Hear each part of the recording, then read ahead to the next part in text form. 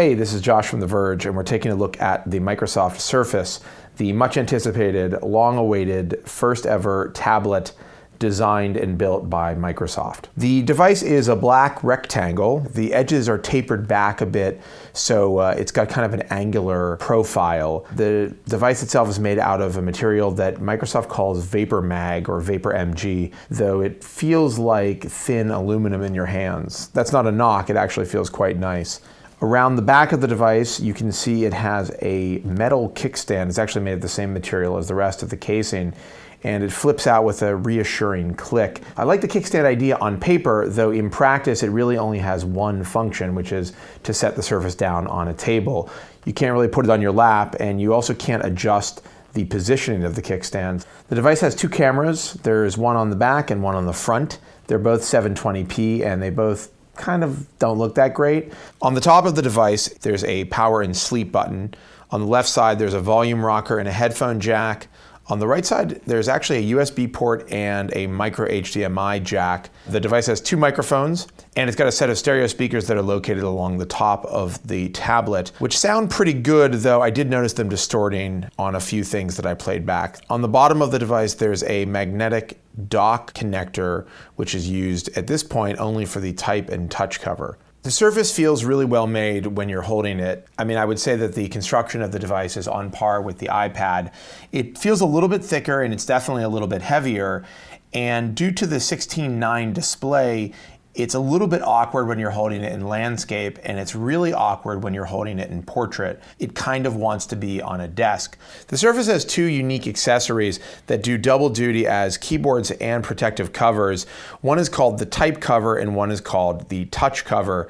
The type cover is actually a dedicated tactile keyboard. It snaps onto that magnetized dock on the bottom and covers the front of the device with kind of a gray felt. You can flip it around to the back, though it is a little odd holding onto a tablet and feeling an actual keyboard behind it.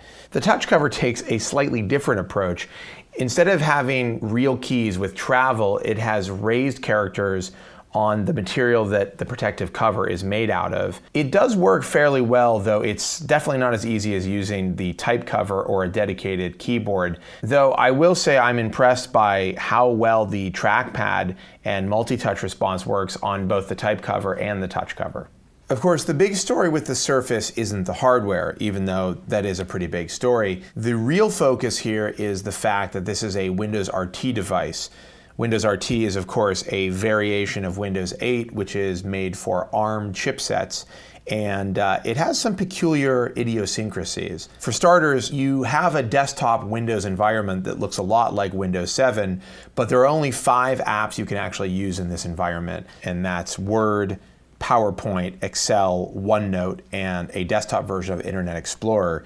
There are a couple of other small Windows apps like Paint and Notepad, but they're really more system utilities than a dedicated application.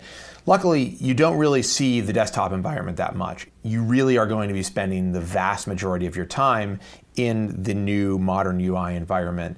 The good news about the modern UI is that it's actually a really interesting new operating system that has a lot of potential, in my opinion. From the get-go, the tile interface seems really inventive and useful. Right when you first log into the machine, you get a bunch of live tiles that are giving you information like your next calendar appointment or your latest email. And it's actually something that I found myself looking at and using day to day while I was testing the Surface.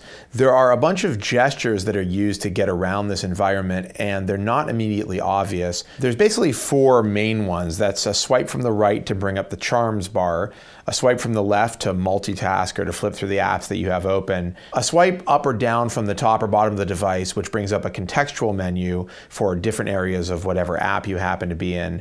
And finally, there's kind of a dunking motion, which is when you swipe from the top to the bottom and sort of pull the app that you're in, I guess, into the garbage. You throw it away. It's how you quit an app. One of the standout apps in the modern UI environment is the browser. It did a great job of rendering pretty much any page that I went to. For some reason, Microsoft decided to equip the ARM devices with Flash, and the pre-installed plugin doesn't do that great of a job at playing back Flash video. HTML5 video definitely fared better, and I was able to get some decent frame rate full screen video playing within the browser. While performance does seem good for most of the applications, there are places where it seemed to suffer. A few of the games I tried had sluggish behavior, and some of the third-party apps, and even some of the first-party apps, took a while to load. They were often very slow to get going, though once they did, they were usually smooth enough. Speaking of third-party apps, the Windows Store is not heavily populated right now. Microsoft says that there are more apps on the way, and I suspect there are going to be some bigger name apps appearing in the store after the launch of the Surface, but during my testing, I found the selection quite lacking. The Surface is available in 3 different varieties. You can get a 32 gig version for $499, you can get a 32 gig with an included touch cover for $599, or you can get a 64 gigabyte version with a touch cover for $699. Otherwise, you're going to pay $120 for the touch cover and $130 for the type cover. While reviewing the Surface, I spent a lot of time thinking about who this device was for. Microsoft has been touting the Surface as kind of a do-everything device. It's a laptop when you need to get real work done, and it's a tablet when you want to have more casual lean-back experiences. The problem is that as a tablet, I don't think the Surface is as good as its nearest competition. In terms of the ecosystem, the app selection, it's just not there. And frankly, this form factor is just a bit awkward. And so things like reading in bed seem kind of out of the question with the Surface. On the flip side, as a laptop, there are some things that the Surface is really lacking. The big one is obviously legacy support for Windows software. If you're a current Windows user, it would be a very jarring experience to move to this device. Additionally, the form factor gets in the way of this thing really making sense. You can't put it on your lap. So in a similar way that the form factor makes it awkward as a tablet, it also makes it awkward as a laptop.